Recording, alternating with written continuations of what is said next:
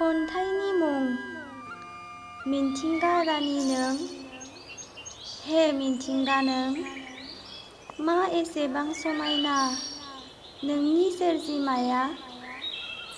जेबोला फुं समा जागायग्रोयो बेनिफ्राय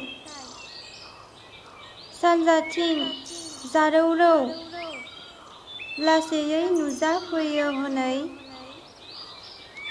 फुं समनिफ्रायनो दाउसिन दाउफोरा बिफांनि समायना दालाइ सायाव बानानै रैसुमै देंखोजों मेथाइ रोजाबो आरो लोगोसे सिखिरिफोराबो हायला हुइला फाखोरा सिखोरा